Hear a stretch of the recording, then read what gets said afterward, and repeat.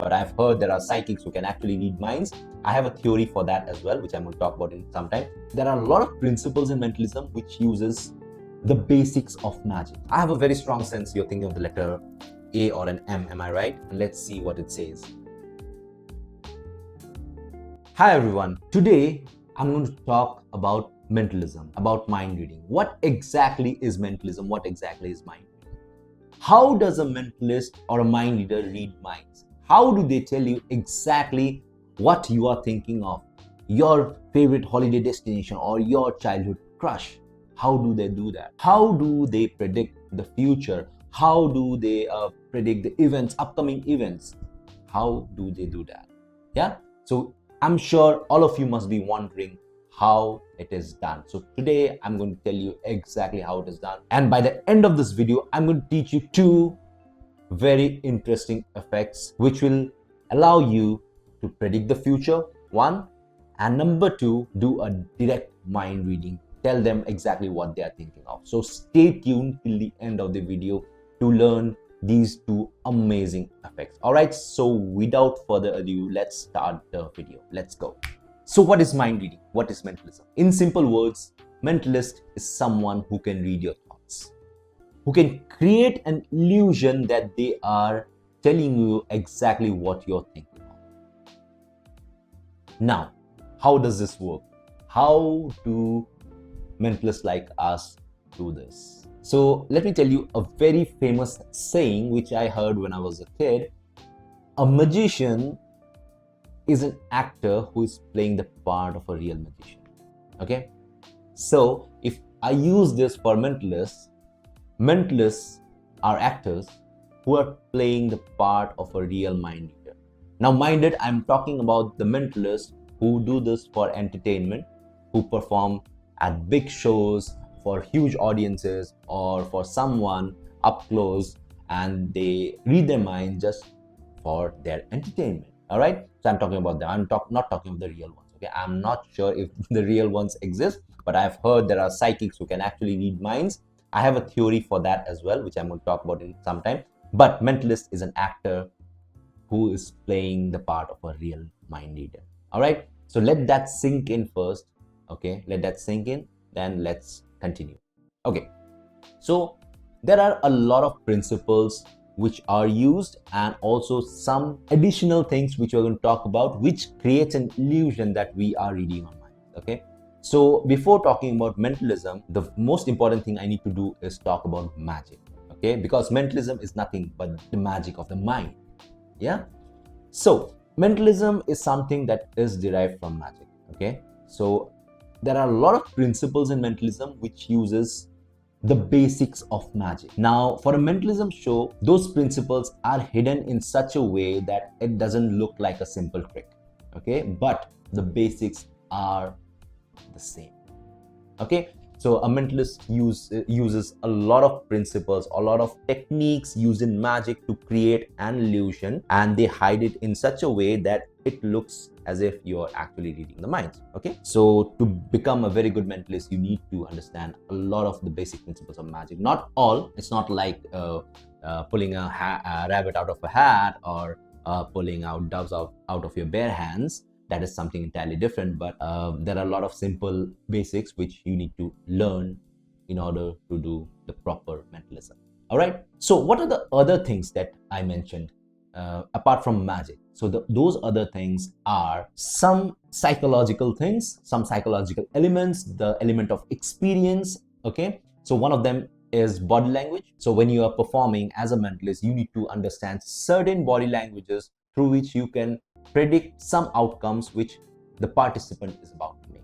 Okay, there are certain cues, there are certain tells that the person makes through which you can guide them to the right direction so that they make the right decision which matches exactly with the prediction. Okay, that is one of the ways that is used to do mentalism. So along with the body language, there are also facial expressions in the eyes, expression in the lips. You can understand what the person might say, what the person might do, and you can guide them to the right direction. So that is one of the ways: body language, facial expressions, and some special cues that you can use. So coming to the next point, there is a very important term in mentalism that is called readings.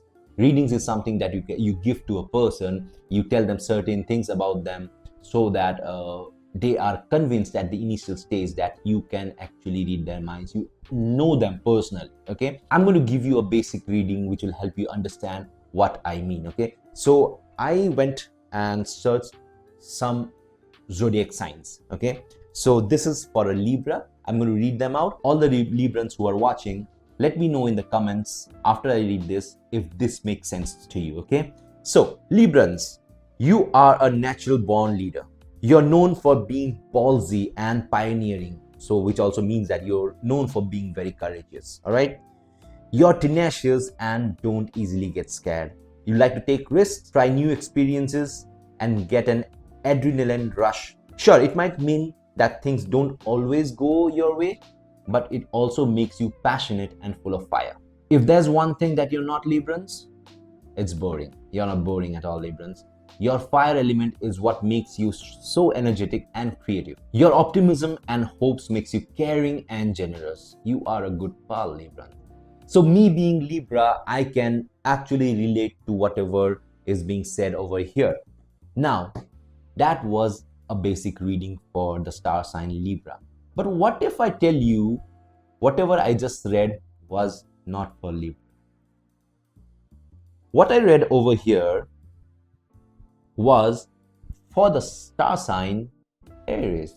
Okay, so this was the example I wanted to tell you. I'm not saying I don't believe in the zodiac or the horoscope. This was just a general statement that I just found and I wanted to make a point.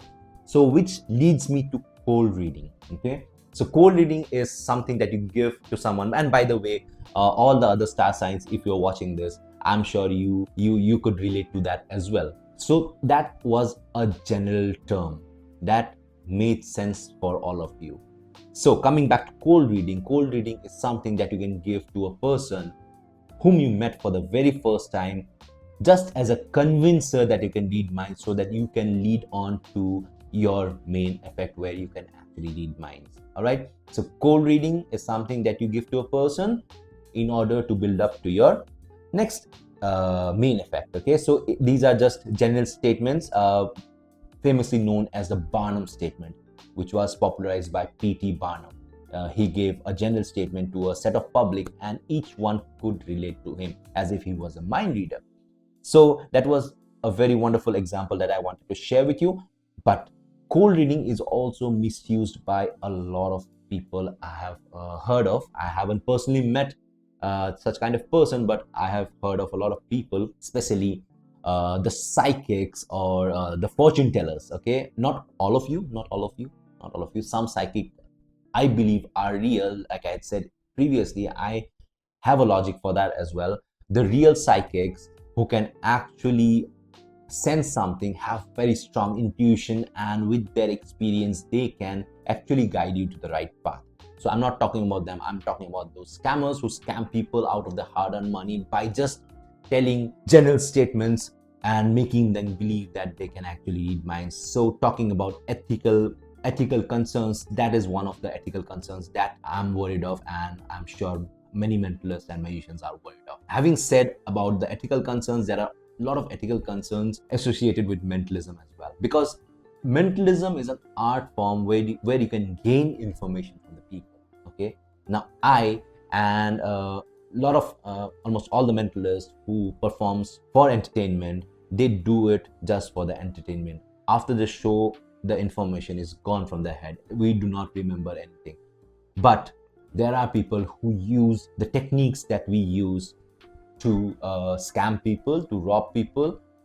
So we should be aware of that as well, which is why I think the general public should know about the basic mentalism effects so that they are aware of such kind of things. Okay, so like I said, mentalism is about gaining information.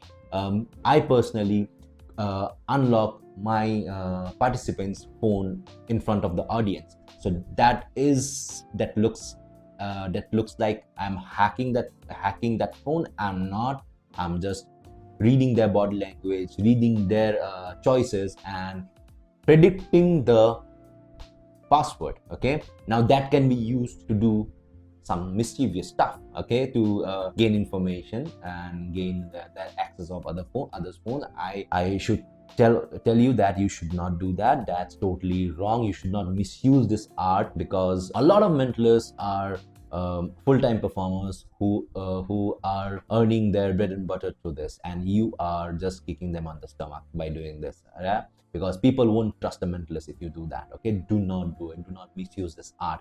Even the thing that I teach you at the end, the two effects, just use it for entertainment. Just use it for your friends and family, for your girlfriends, for your wives, for your husbands, for your boyfriends, to impress them, to entertain them. Do not misuse it. Okay, do not misuse the prediction act to influence their choices. Okay, some small stuff is good, like if you want to order a pizza and your friend wants to order something else, and you can subconsciously influence them to choose pizza. You can do that. Those are very harmless stunts that you can do, but do not misuse it for bigger stuff. All right. Okay. So how does a mentalist prepare themselves, or what should I need to do in order to build confidence to perform in front of someone? The only answer to that is, just like any magic trick, the only answer to that is practice, rehearse. Okay, in magic you need to rehearse a lot of slides, a lot of things. In mentalism, you just need to understand the basics, and you need to focus mostly on what you say and how you say it. Okay, what you say, how you create your persona on the stage is very, very important, and that can be done only by rehearsing, only by practicing, and there are no other shortcuts to it. Okay, because when you're performing mentalism on the stage, unlike magic, it should look absolutely real. Because when the audience, they come to see a magic show, they know that it's a trick.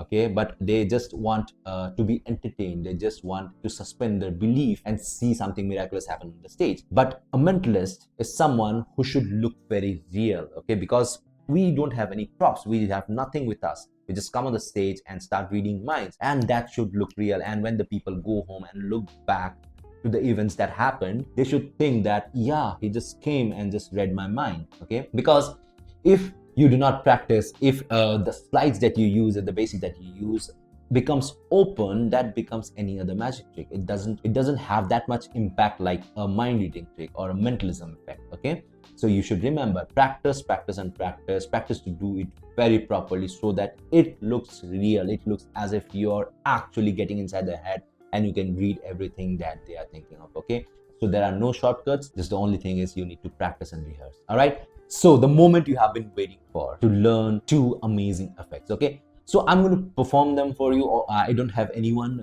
with me, but I'm going to try to perform and explain it to you at the same time. Okay, now the very first thing I'm going to try to do is the prediction effect. Okay, where you can influence the other person's choices to make certain decisions. Okay, so this is what it looks like. So I hope you can see everything right over here. So I'm going to demonstrate that right over here. All right, so before doing anything, I'm going to make a small prediction, which I'm not going to show you because I want this to be a surprise for you. All right, now, so I have this prediction over here and I commit to this. I'm going to place it right over here with the pen on top. Perfect. Now for this, I'm going to use a few random objects lying around. For example, a coin, a poker chip. Let's take a pen. Let's take a playing card box, and let's take a cube. All right. So now, so I'm going to take help from someone over here. So what I'm going to do is, usually what happens is I call someone from the audience and ask them to do this. But for here, for this performance sake, I'm going to do it myself. But the choices are being made from the behind the camera. All right. Now, so I'm going to wave my hand on top of each of the objects, and I want you to call out stop wherever you want. And mind it, this is going to be a process of elimination. I'm going to choose some of the objects and we're going to eliminate some of the objects. All right. Now, just tell me stop wherever you want. Right here. Okay, I'm going to do the same thing with my left hand. Just tell me stop wherever you feel like. Okay. Perfect. So like I said, we are using the process of elimination. So we stop over here. We're going to eliminate these two. So we have a box and a cube. All right, now the final choice. I want you to hand me one of the objects, the cube or the card. Card. The card. Are you sure about that? Yes. Perfect. You want to change your mind? So we are left with only the cube on the table. So minded, you made all the choices, and we have a cube left on the table after eliminating all the objects, right? There is no way I could have known that. But even before we did any of the choices, I made a prediction right over here. Okay, and this has been lying here the entire time. And let's see what it says. It says cube. There you go, the prediction effect, and let's learn this. All right, so how did I do this? How did I influence? Let me tell you, I influenced the choices of the person behind the camera. But how did I do it? What if the person would have chosen the other one? What if they would made some other decisions, right? So this is how it works. This works exactly the same way it appears to be. Okay, so I am influencing the person. Okay, so I have a choice that I already knew. That is the cube, right? The cube.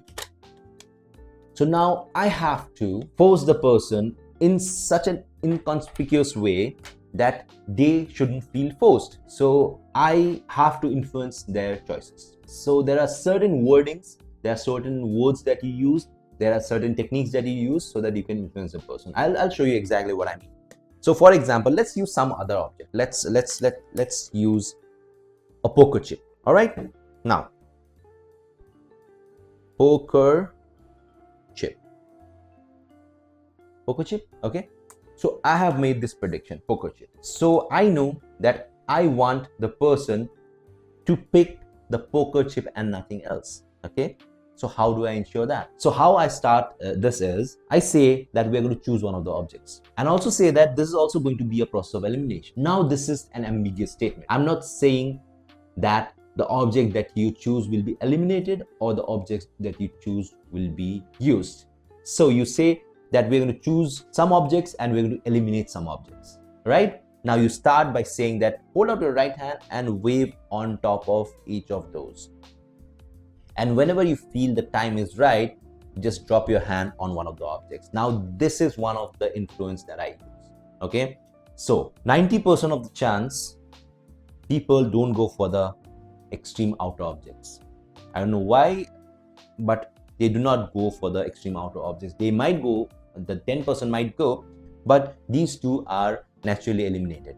Now when I touch one of the objects, subconsciously this object gets eliminated.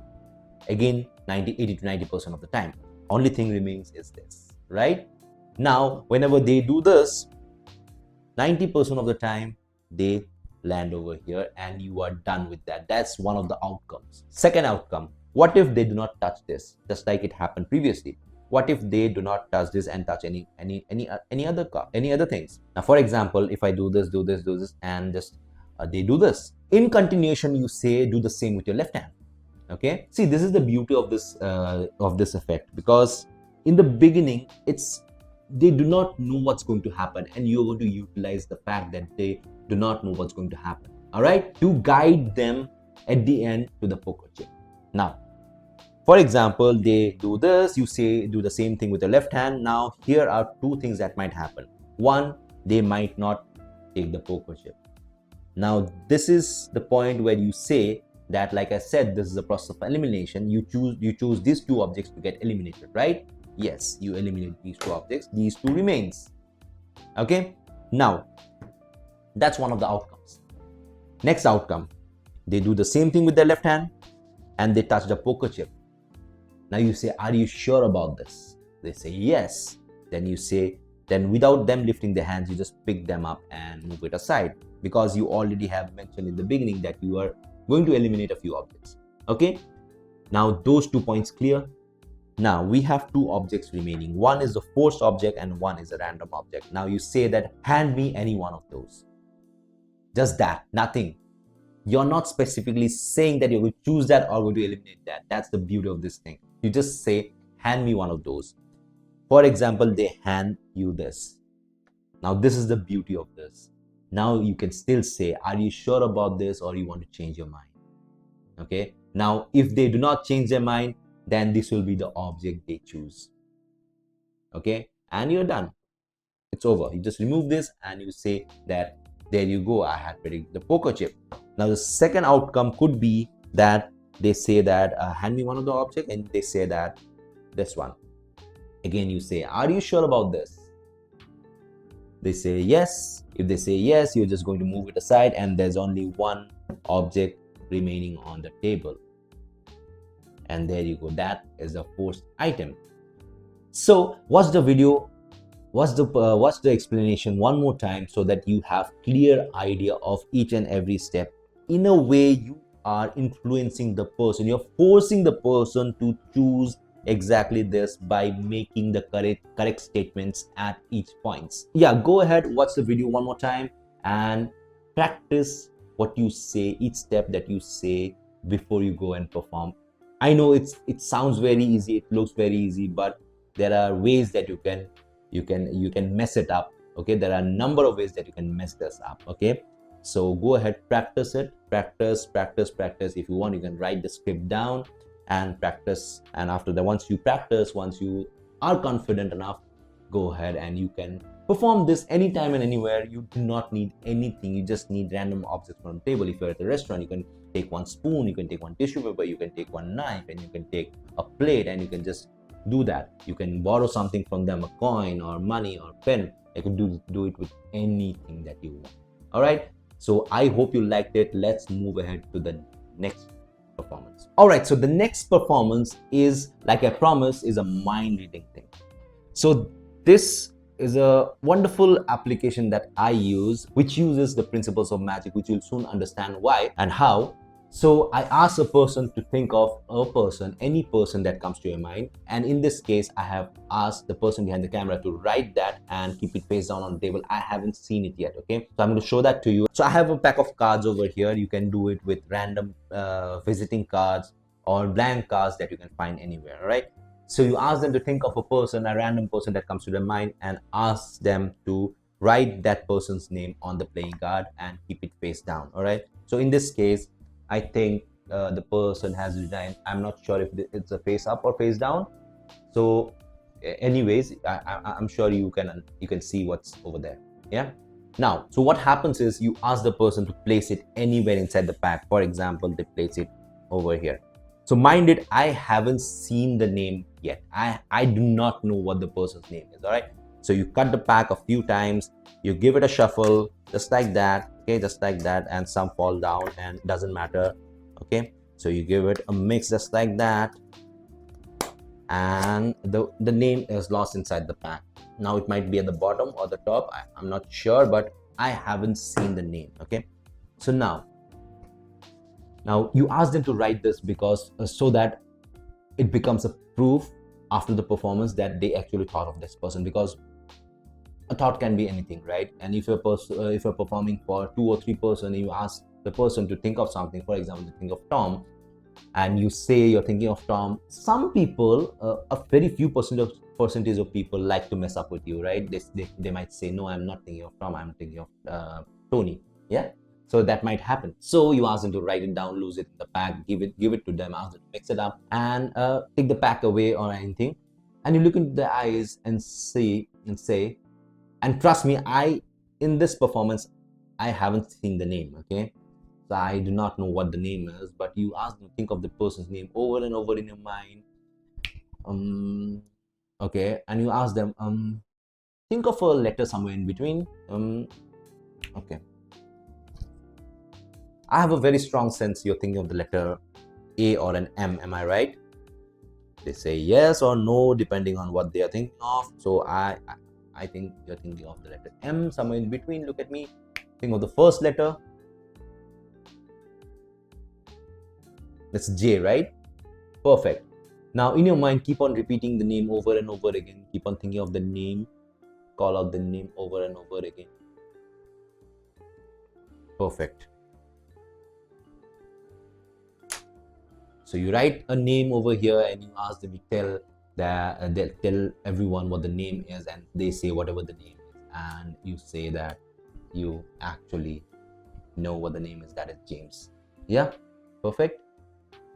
So this is one of the basic things that you can do, and I chose this particular thing because it is very easy to do, one, and second is you can do it with any cards, visiting cards, blank cards, or playing cards. All right, so let's see how it's done.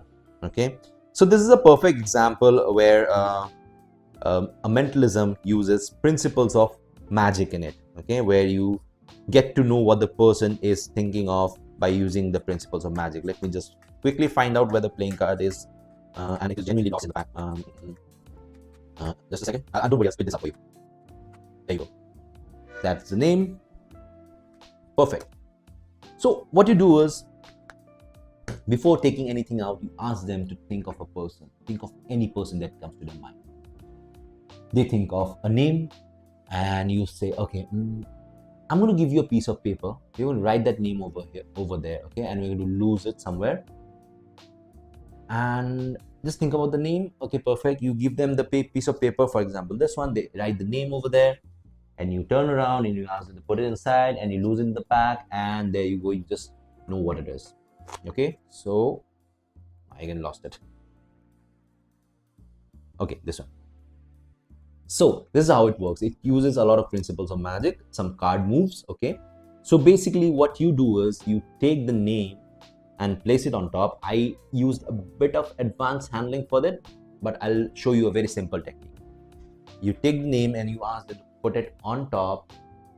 You cut the pack and complete the card, but keep a break right over there, a pinky break. Okay, so that is one of the basics of magic, pinky break. Now what you do is you do a double undercut, where you take cards from below the cut, and from the cut, and you bring the card to the top. Let's do this face down. Okay, let's do this face down. You cut the pack right there, keep a pinky break, you do a double undercut, 1 and 2, and this brings the name to the top. Okay, now what you do is you do an overhand shuffle. But while doing that, what you do is the very first card that you do is you take one card and slide it like that, and you continue the shuffle. And what this does is this brings the card right to the bottom. Okay, so one more time. Peel off one card, drop it, and drop the rest of the cards and shuffle. Now you can do a Hindu shuffle, where you keep the bottom card where it is and you just take out cards from the top, and from the front it just looks like you're continuously shuffling the pack.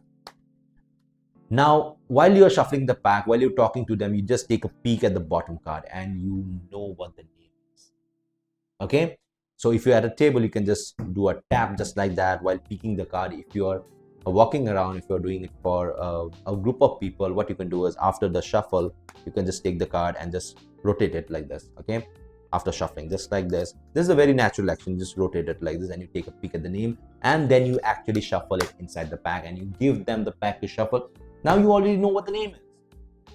Okay, now divert their attention completely from the cards. Keep them in their hands, ask them to keep it in their pockets or anything.